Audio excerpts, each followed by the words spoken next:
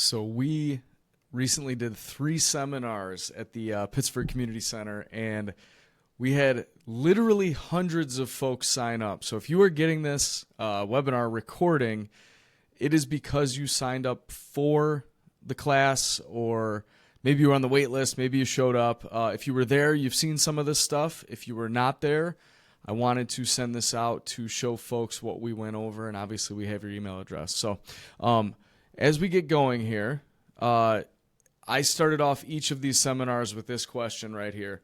And the question is, as you can see, how many of you are 100% confident in your financial and estate plan? I did have one guy raise his hand, and then maybe by the end of it he changed his mind, but or maybe he was still very, very confident. But most folks cannot say they're confident 100% because there's some nagging doubt. The rules are changing, interest rates are changing, laws are changing, taxes change. So it's really hard to keep up with all of this and always feel 100% confident. Okay, you can still be a high percentage in your confidence level, but not 100%, right? It's that's hard to accomplish. So what can go wrong? Let me move my face here. These are celebrities here, and I in the seminars I had folks just choose a couple, but let's do Aretha Franklin, right? She had wills done, and one of the wills was found in a couch, and I believe the other one was found in the basement by 2 different sons who didn't get along, and that is an issue, right? So they took it to court. They spent years and years battling over which one was the right will, and it cost them millions of dollars, okay, because the plan wasn't taken care of. James Gandolfini, with Tony Soprano in the middle, passed away suddenly on a trip to Italy, and had about an $80 million net worth at the time. No estate planning taken care of. And as I'll explain later, that cost his family about $30 million in estate taxes that could have easily been addressed. Okay. Then Gene Hackman's more recently. He's in the bottom right here. I'm going to skip Robin Williams for this purpose. But Gene Hackman had his wife as primary beneficiary and nobody else, no other successors. What does that mean? It was determined that she had passed away first. Since she was his only beneficiary, where does his stuff go after that? Okay, and that's going to be determined by the state, and that's not what he wanted to have happen, but that's the way it was written up, folks. So we want to help avoid that, okay? We'll do the next slide here. These are things that I have personally seen recently, and I'm calling this What Can Go Wrong Dave's Edition because this is just, I'm one person, and this is just what I've seen at my firm, but the life insurance beneficiary story, I'll make it quick, was a couple that was divorced, and I work with the wife, the husband, the ex-husband 20 years ago. They got divorced 20 years ago. He was remarried. She's remarried. Ex-husband passes away. He never updated his beneficiary on his life insurance policy. Our client got a check for $1 million. And I am sure that is not where this gentleman wanted his money to go, simply because he did not update his beneficiaries. Okay? Corvette funds. That is when we give money to kids that are turning 18. And a lot of folks, if they don't plan properly, their kids get a large check when they turn 18. So if something happened to my wife and I, and we have a 12-year-old and a 7-year-old, and we don't have a trust in place, which I'm going to go over, or some other legal documents, the day my kids turn 18, they'd get a large check. And let's just say we have I'm making this up, $5 million of life insurance. And that's all we had. So that's $2.5 million to each kid. The day they turn 18, they get a tax-free check for $2.5 million, probably plus some interest. But how many of us would be where we are if we got a check that large when we turned 18, right? That is life-changing and typically not in a good way, and that can be taken care of with some planning, okay? Wife's new husband or husband's new wife, real story, business owner, did the grind, worked really hard, built a house on the lake. They sold his business. He got about $5 million for his business. He passes away 2 months later. This is after they've built their dream home, all the things. I have a podcast about this that I'll show you guys in a minute, but new guy moves into a house a year later. New guy is now benefiting from all of that money, okay? That is not how the business owner client that I knew would have wanted this to happen, and there are ways to protect that from happening as well on both sides, right? So moving on here, I was asking the question, why are we here? So why are we watching this webinar? Why are we at the seminar that we went to? And some of the answers some of the questions I was asked were these. And I wanted to put this out there for this webinar, and I'm going to answer these at the end. But should I gift while I'm alive? Meaning, should I give my money to kids now so I can watch them enjoy it? Or should I wait? Which one makes more sense financially and emotionally, right? What if my kids don't want an inheritance? There's a surprising number of folks that actually don't want any money and they don't want your stuff. How do we handle that? Big one here. What if one kid deserves it more than another, or one grandchild, or one person, or one business, or one charity? What I will say about children, I usually run into this, is we'll say there's 3 children. Kids 1 and 3 really, they're great. They deserve it. Kid number 2 we're a little worried about, right? Could be anything. It could be maybe they're not great with money. Maybe they have addiction issues. Maybe they have something else going on. But what I will say about that is typically the one that deserves it the most needs it the least. Also, fair is not always equal, right? So there are ways around doing this. There's ways to plan for that middle child and making sure that they get what they need, but also sometimes protecting them from themselves, right? What if you have a special needs child or grandchild? What if my child gets divorced? Will their ex end up with my money? I definitely want to go through that. What should you consider for your own aging parents, and what legacy do you want to leave beyond just money? Okay? All very important questions. So I didn't even introduce myself yet. My name is Dave Pulcini. I have been a financial advisor since 2003.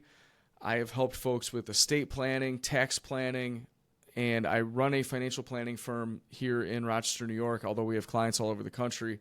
And I have a YouTube channel and a podcast called The Great Wealth Transfer. Okay, so I've been doing episodes for about 6 months on this. I've been dealing with it for a long time, and I started... You guys know this. You get the same questions over and over and over again.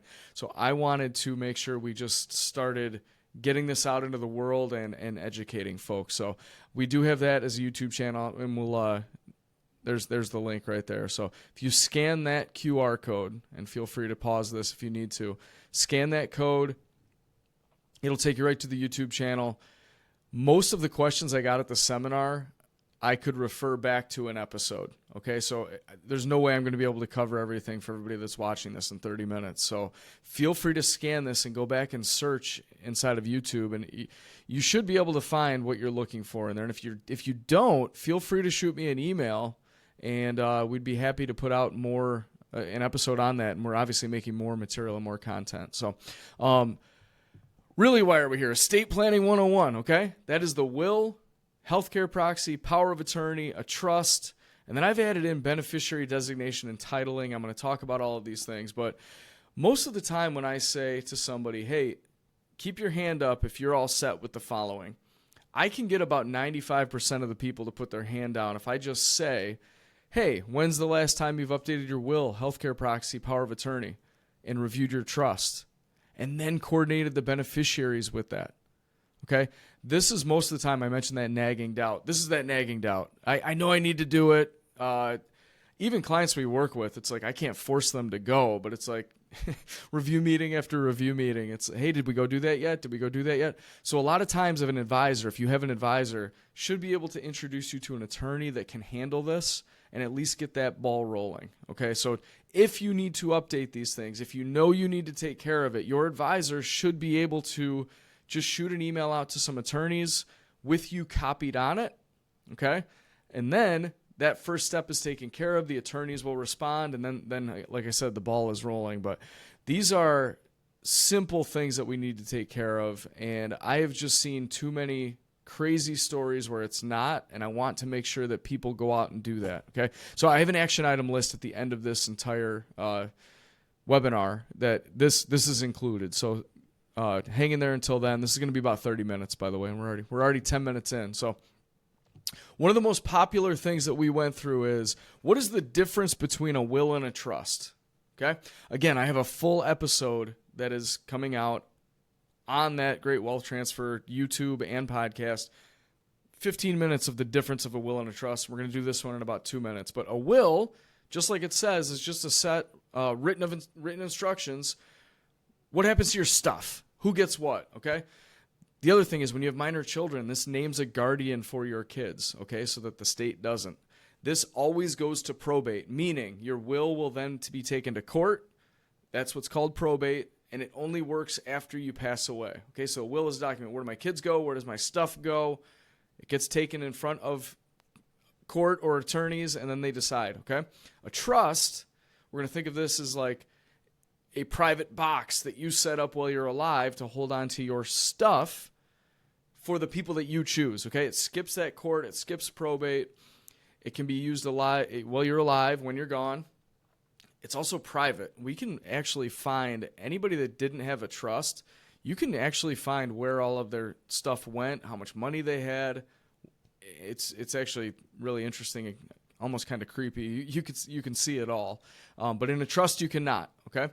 And then the trust also lets you stay in control even after you pass away, okay? So I'll give you an example. I'll go back to my own, the 12-year-old and the 7-year-old. We have a will. Where does all of our stuff go? That could be vehicles, baseball card collections, my clothes, whatever it is. That was actually Robin Williams' thing. He had a trust in all the things. He did not have his will set up. He had a tuxedo that was worth millions of dollars. I believe he was married 3 times, and then he had several children that were fighting over a tuxedo because it wasn't in his will. Okay, so the will, again, is the set of where does my stuff go? The trust is, you can set up whatever rules you want. So most times people think that a trust, when they hear the word trust, they think it has to have lots of money already in it. That is not true. I'll give you an example of a type of trust that we might use is 12-year-old and 7-year-old. Something happens to both my wife and I. Okay, the will takes care of the stuff, but what about that $5 million life insurance policy that I mentioned? Okay, where does that go? We have it set up so that my wife is my beneficiary, I am her beneficiary. Most people then put their children on, even if they're minors. We do not have that, and I typically don't recommend it because that is what creates that Corvette fund. That's when they get that check when they're 18. We have it set up so that they get a portion when they're 30, a portion when they're 35, and a portion when they're 40. And that $5 million, for example, if something happens to both of us, goes into an account that is managed by somebody that we choose. That's called an executor. I'm going to go over that in a second. And then they are given that money at 30, 35, and 40. Okay? And there are different types of trusts. I'm not going to get into that right now. I actually have a different YouTube video on all sorts of the... There are about 30 different trusts and infinite combinations of things you can do, okay? The typically that you hear about are revocable and irrevocable. I'm not going to get into that right now, but for most folks, a will is needed and a trust. One is not typically better than the other, but I would say if I had to pick one, I'd pick the trust because it allows me to make whatever rules that I want. And you can say whatever you want. If you say they can only use it to buy pizza at a certain place, hey, you can say that, right? So you can pick whatever you want, okay? So there's the will, the trust, the both. When do these take effect? The will, I already said this, after death. The trust is during life and after death, okay? Will, probate, trust, no probate, and the privacy and control, we talked about that. Quick tip at the bottom, use the will to name the guardians for the minor children, okay? And use the trust to avoid court. Talked about that there. These are the typical cast of characters in estate planning, okay? I don't need to read through this whole thing, but typically what we hear about is the trustee. So who's managing the money that is now inside of that trust? Okay? Executor, who carries out the instructions inside of a will? Okay? Guardian, that's who takes care of our minor children. A beneficiary is who's getting all of the things. A successor trustee would be somebody who takes over if your original person can't serve. That does happen. We have a lot of folks that pick their, we'll call it elderly parent, because they're very responsible. But if they don't update this stuff and now the elderly parent is either gone or they're 98 years old, there should be a successor trustee on there as well. Okay? And then a POA or power of attorney, they act on your behalf if you are incapacitated. This could be medically Financially, we want to make sure we have folks on those documents, okay? My firm is called SixPoints, or SixPoint Financial Partners. I can't help but think of the 6 points of everything when I'm talking about estate planning or investments or all of the other things that we do. But most folks think that financial advisors focus on investments. That's why we have it first, typically, in any of the stuff that we do, because most people think, hey, I work with an advisor, they handle my money, they manage my pie charts, and they send me money when I need it, and they tell me where to invest. That is, I would say, 1/6 of what a real financial advisory firm does. Number 2 is retirement income planning. Okay. Number 3, risk management. That's different types of insurances. Number 4, tax planning, estate planning itself, which we're talking about. And then everybody that we meet with is in a different situation. We never see two that are alike. You can see similarities, but no two folks are the same, right? So I'm going to go through the 6 points quickly here. This is going to be a lot. It's going to be fast, but since this is a webinar, you can go back and watch it over again. And I just want to tie in how all 6 points of real financial planning tie into estate and taxes, okay? When we're talking about investments, because that was the number one thing, most of the time when we talk about investments, we're talking about, hey, does my portfolio have enough for me to live on? Do I have enough? I'm watching it go up and down with the markets. I know that I'm invested, okay? That is typically how we're thinking about it for us. What we are usually not thinking about is, hey, I have enough. All right, so if you meet with an advisor and they've determined you need $2.6 million to get you through retirement, but you have $10 million, well, then how should we invest the rest of that money?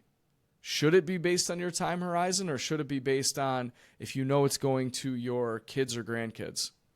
Maybe that money could be invested a little bit differently, knowing that they have a lot longer than you might, right? Or we might.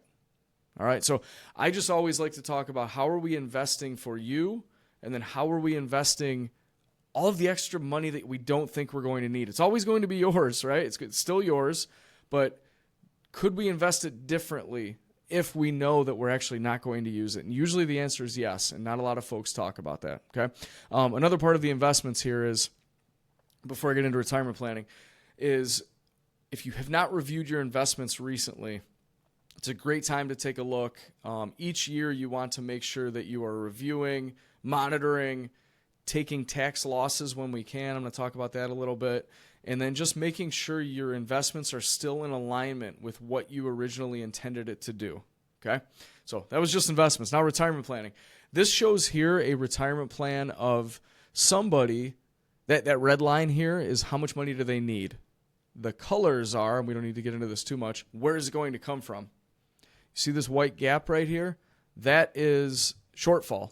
So these folks, if they retire, they have a shortfall during these years. Okay, they're not going completely broke. They're probably not going back. They're just running short, and that's what most folks run into if they're running short.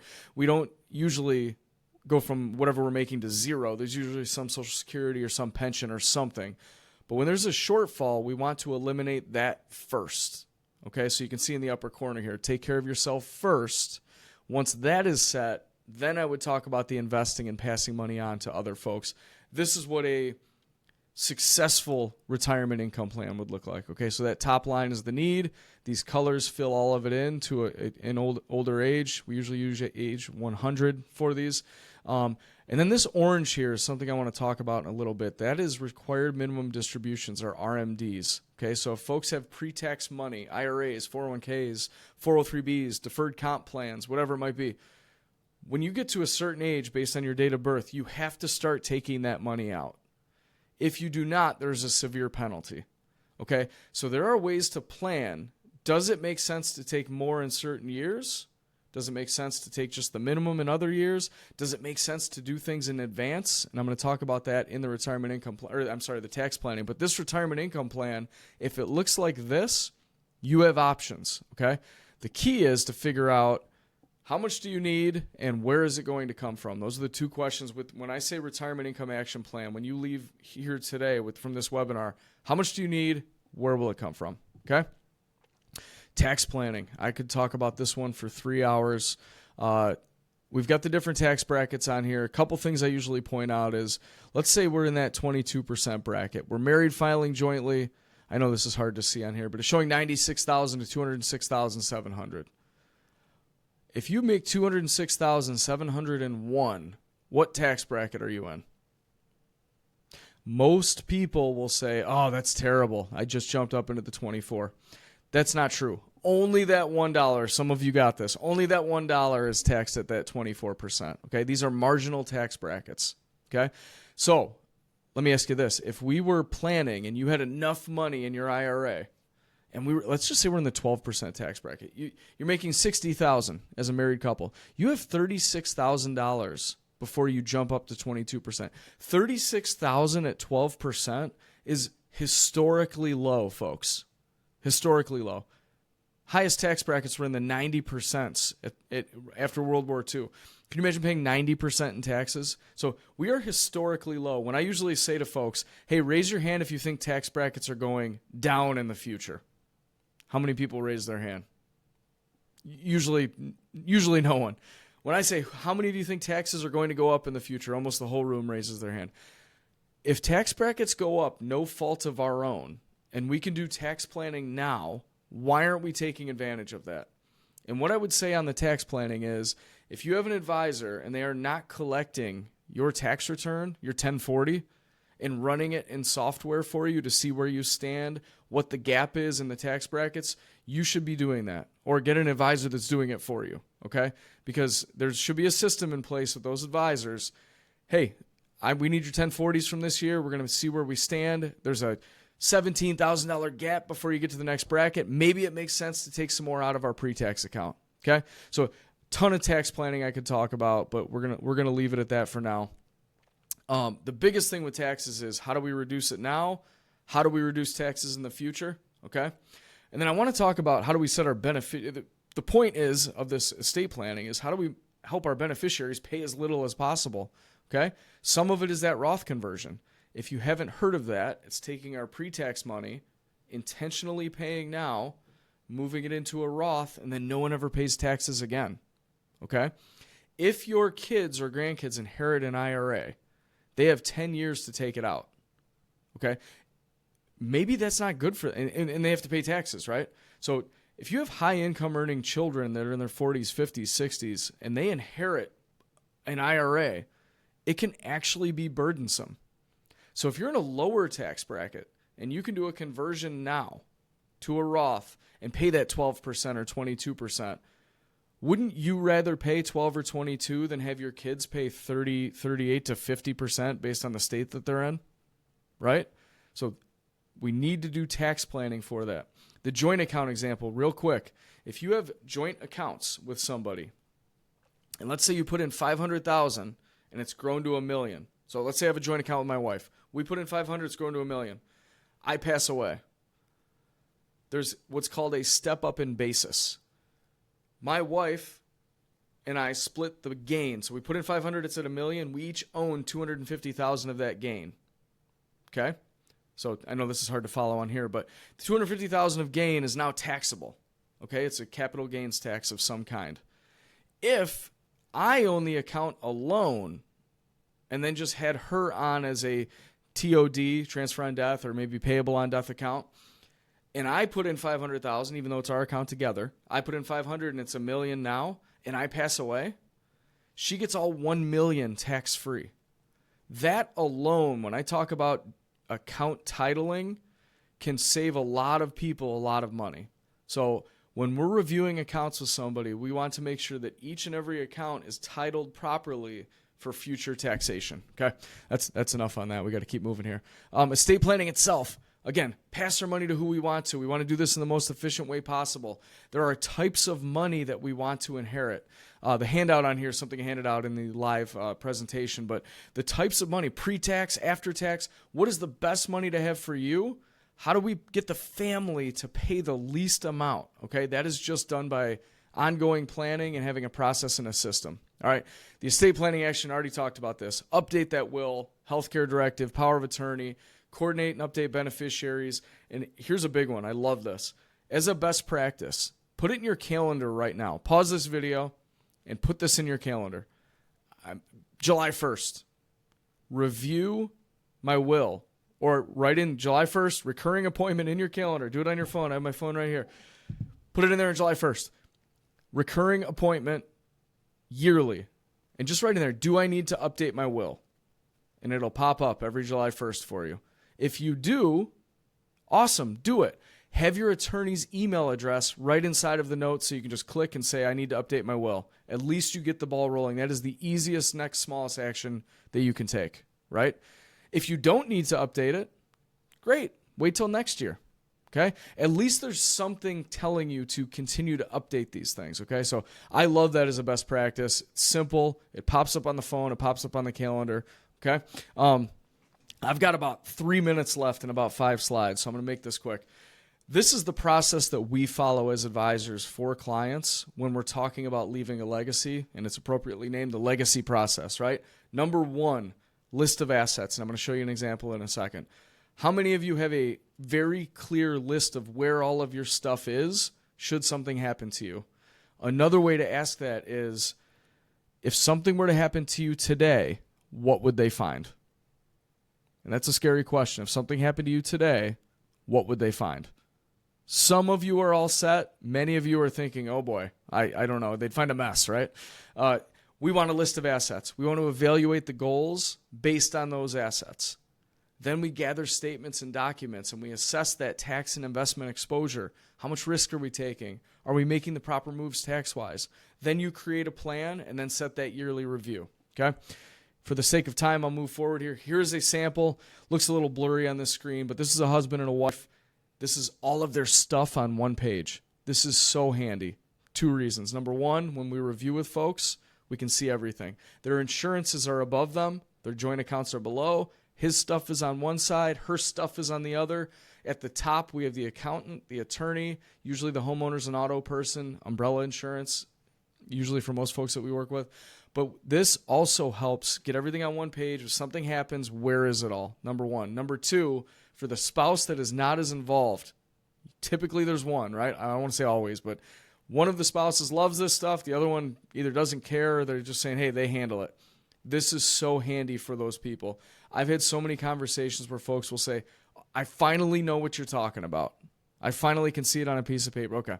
And then usually when I see these, if you have this and you could take this to an advisor, I believe I've yet to see one of these where I can't pick out at least 3 things somebody could do. Okay? Consolidation of accounts, tax-wise, why are we invested here? Those insurances are out of date. Why don't we update that? Do we need to find a new attorney? Your guy retired, right? So there's a lot we can find just by updating an asset map, okay? I'm not going to be able to answer these now, but if you guys want any more information on this stuff, these are other questions I've been asked. I just added this just this week. If I give my adult child $50,000, that was the last number I got, who pays the taxes? Okay? And the answer is typically nobody, and I can explain why in a different video. Nervous about the markets? Okay, what can we do? Lots of stuff we can do. I have a video out about that. Just shoot me an email and we can figure that out. Should I put my house in a trust? A lot of people ask that. Why does it make sense? Why doesn't it? Okay? These are your action items. I'm going to do this in under 1 minute. Number 1, get a hold of that attorney. If you need someone, let us know. I can recommend attorneys that you can talk to. Number 2, rebalance of investments for your actual goals. How much do you need? How much are we going to pass on? Are we taking unnecessary risk? Number 3, we talked about don't take care of yourself first. Do take care of yourself first. Then plan the most efficient way to leave the rest of that money behind. Okay. Number 4, update insurances. Do we need the insurances? Are the beneficiaries correct? Do we need to finally get that umbrella policy? Should the Amazon driver slip and fall on your deck? It's the worst.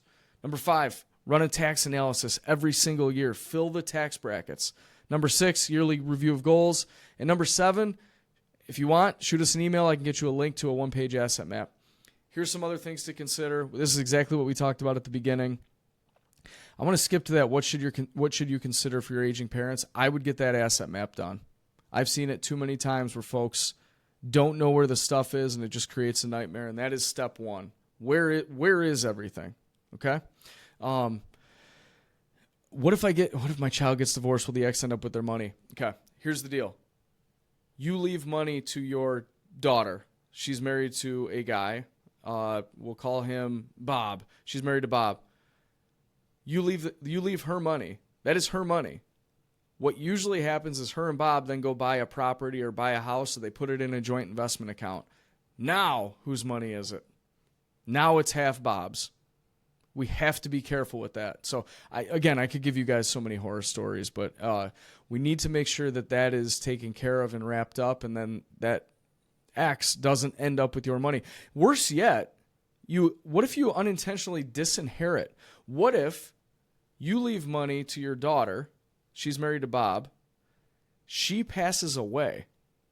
Bob now gets all of that money because she's made him the beneficiary. He remarries somebody else. What if they have kids? What if your daughter and Bob had kids? Bob's now married to somebody else. You've probably just disinherited your grandchildren. We need to make sure that's taken care of, okay? Again, horror stories all day. There's my son giving you good vibes and thanking you for your time. This is a fast 30 minutes. That's a lot of talking for me. I usually don't do this much. I like to ask questions, but there he is. If you guys want some more information, there's my email. That's our phone number. You can scan the code again. That's the website. Feel free to reach out to us. Respond to this email if you'd like to set up a one-on-one time with myself or one of our advisors, and we'll leave it there for now. Thanks for the time. I appreciate it. Make it a great day.